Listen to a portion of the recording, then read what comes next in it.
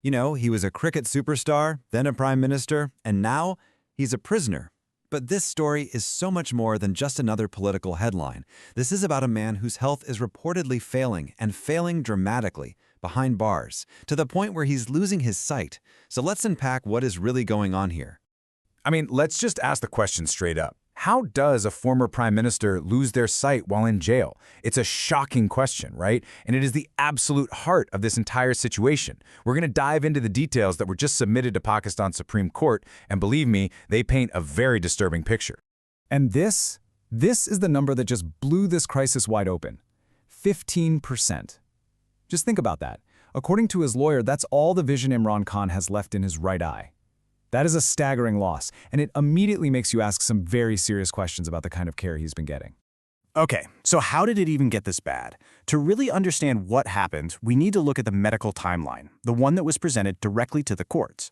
So, according to the report, this wasn't some sudden thing. Apparently, it started a few months back. Khan began experiencing blurred, hazy vision, and he told the jail superintendent about it. And the only action that was supposedly taken? He was given some eye drops. That's it. It actually wasn't until his lawyer, Salman Safdar, was finally allowed in for a visit. And get this was the first visit from anyone on the outside in 7 weeks, that a real diagnosis started to take shape. The problem was identified as a blood clot, and it has apparently caused severe and maybe even irreversible damage. And this quote from his lawyer, wow, it really gets to the human side of all of this. He described Khan as not just physically suffering, but deeply distressed by what was happening to him and the fact that he wasn't getting any specialized medical help. You can just feel the personal toll this must be taking. And that personal toll? Well, it's all being shaped by his day-to-day reality inside the prison. But what is that reality? As it turns out, there are two very, very different stories being told. Let's take a look at these conflicting accounts. The report that went to the court, it details some pretty challenging conditions. We're talking about a cell with just basic furniture, a TV that doesn't even work, a room that gets incredibly hot and humid. Then there are constant problems with insects and mosquitoes, and on top of all that, he's apparently had food poisoning a couple of times. He does have access to a small lawn, but the overall picture his lawyer paints is one of serious hardship. And here is where you see the stark contrast. While Khan's lawyer is describing these really tough conditions, one of Pakistan's interior ministers went public and called him the most privileged prisoner in Pakistan, claiming he has access to things like gym equipment. It's a classic case of two completely opposite narratives, each one trying to control public perception in what is a very polarized political environment. Now, to really understand how we even got to this point, we need to rewind a little bit and add some context. How did a national hero and a prime minister end up in this situation to begin with? For anyone who might not be familiar, Imran Khan is just a towering figure in Pakistan. He first became world famous as the captain of the national cricket team, leading them to a World Cup victory.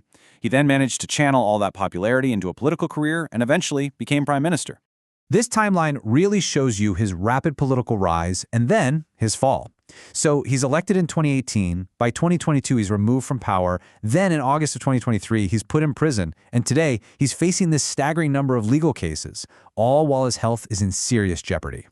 And it is absolutely crucial to understand Khan's position on all of these cases. He is facing over 100 charges, everything from leaking state secrets to corruption, but he firmly maintains his innocence. He claims every single one of them is politically motivated just to keep him out of power.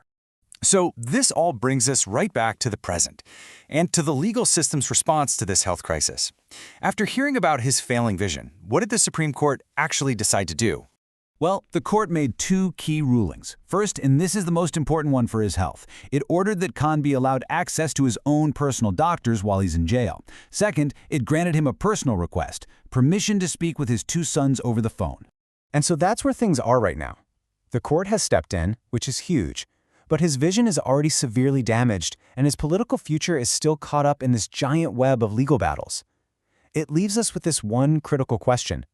As the focus shifts from his political power to his actual physical survival, what in the world does the future hold for one of Pakistan's most formidable figures?